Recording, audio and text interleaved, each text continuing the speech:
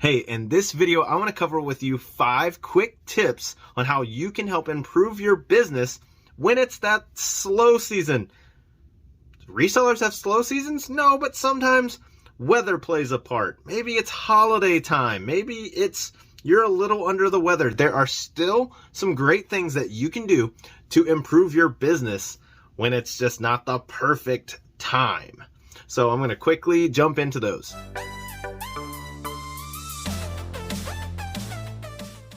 Hey, by the way, my name is Josh, and myself and my wife, Brittany, we love going out to go find things that we can flip for what its value is on places like eBay. But we love to go out and source, and it's one of our favorite parts of the job. And so many of the reseller communities, we love doing those things. But there comes a time when you're not available to hit estate sales, yard sales, thrift stores, things such as that. And we love providing some great little tips on how you can do better with that. So without any further ado, tip number 1, try working on that dreaded death pile. We all have one.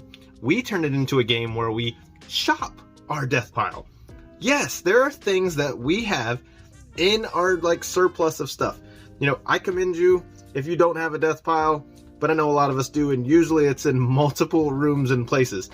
But we go through, shop some things. We were able to do that and turn it into, I think, $700 or $800 in additional sales in just 10 days. That's just incredible. Stuff sitting around that we've had sitting there, we turned around. This little weird thing hanging right above me. This is a wicker lamp that I picked up over 6 months ago, and I got it listed. It is going for $60, and it was just sitting there. We had so many different things like that, but I do encourage you, if you're at home, the weather's bad. We're coming right off of Christmas of 2021. We have 2 boys. They were both sick. It's the slow season. Winter time's here, so there weren't any estate sales. I looked around. Thrift stores have been kind of dry. So I was just like, well, we're at home.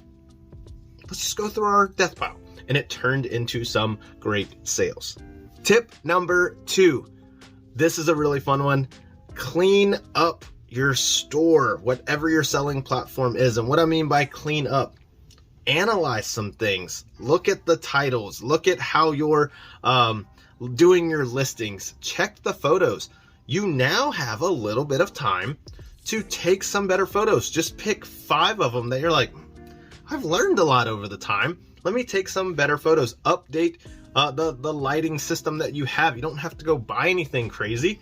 I use a poster board for one of our photo booths. It's a tri-fold poster board for projects.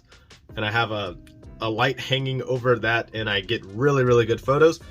But just freshen up things. Just double check your listings. A big one that we worked on is price. Is our asking price still relevant from when we first did the listing? For example, my wife had an item that I found a second one of a few weeks ago. She had this item listed for $115. We found another one. I said, should I list it close to the same price as yours? She goes, well, it hasn't sold. So she adjusted the price of hers down to $75, and I followed suit. So we had 2 of the same item in pretty comparable condition, and we quickly got an offer of $70 on that item because we had to go back and double check that it wasn't going for the rate it was a few months ago. Yes, it does happen. The market will change. The value will change. Maybe because somebody sees a great item that we thought was a bolo, now it has a lot of listings available. The prices can be reduced on that. So it is good to just go back and look through your listings, whether it be on Facebook Marketplace, Mercari, eBay, or whatever that platform may be. Photos, your description, your title, and maybe the price. Those are great things to look at and freshen up in your store. Number 3, work on your inventory. For a lot of people, it is tough. We, as I've said before, love finding great stuff, but sometimes that will turn into those death piles. And then we get it listed, and if it doesn't sell immediately, what do? We have had a great inventory system. We had a storage unit. We label our bins, we label our shelves, We have a pretty good system, but as business grows, as your business grows, you want to create better workspaces, better places to do your shipping, to do your listings, to keep inventory. So constantly look at ways that you can be innovative while you're at home and you have the spare time. Figure out a new way that you can package your stuff together. Find the kink in your system. Oh, I have a great listing process. I clean, I get the photos done, but then I don't know where to put it until after it's listed.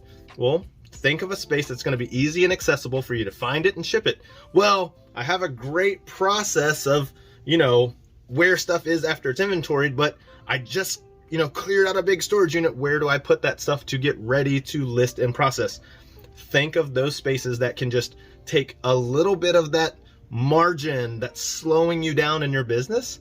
Now you have the ample time to work on maybe it's inventory for you. So, hey, if you're liking these tips, be sure to give this video a like and comment down below if you want us to expand on any of these. We love answering questions in the comments. So we'd love to hear from you. If you go, hey, I'm getting into this, maybe you're part-time, maybe you're full-time, maybe you're just knocking this stuff out of the park, I also suggest leave some comments down there. We'll pin one of the best comments that is very efficient in maybe one of these steps.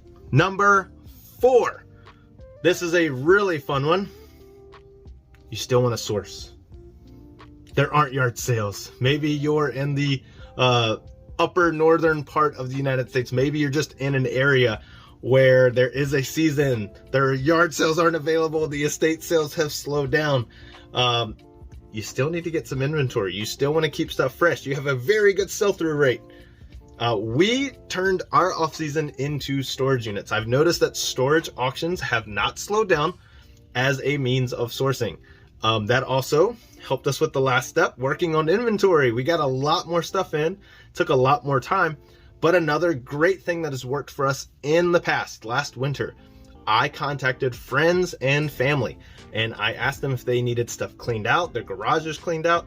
They could drop off stuff at my house and I would take it to be donated for them. Hey, asking people if they were getting rid of their collections and collectibles, letting people know that we love determining if stuff is collectible or valuable, because we noticed a lot of times the stuff that they thought was valuable, it wasn't that great. And the stuff that was potentially really good money, they would toss in the trash. So volunteer to some of your friends and family to take those old things off of their hands.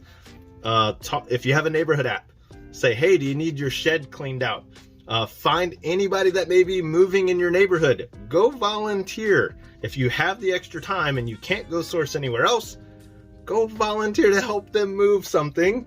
I got about $150 worth of board games for about 4 hours of helping a guy get stuff in a trailer. You can say, was that a good or bad investment? I had 4 hours to spare and I could turn it into $150 in sales. So just quick little tips. You can find great ways to continue to source if it may be a slow season for you. And tip number 5, the big one that I think if you're really hustling and you're going hard, it is easy to skip over. You do have times that are holiday. And tip number 5, and this is a tough one for some of us. Some of us struggle in the department of getting motivated and setting goals. That is something that we love to promote, to set goals. But we know a large part of this community, you're grinding, you're hustling. Don't forget that sometimes it's okay. Rest, recuperate, spend time with your family, spend time getting focused back on your values and your goals. Hey, don't ignore the holidays. Understand the holidays are there for you to celebrate those times. Christmas, we love going to church with our friends and family. We love getting around family and doing that stuff. Yes, a few days prior to Christmas, we were on our grind, but we did want to respect and take that time off. I couldn't go clear out a storage unit because of inclement weather. We got some snow here in Central Virginia. I got to work on organizing our shed and organizing the room where we do our shipping from.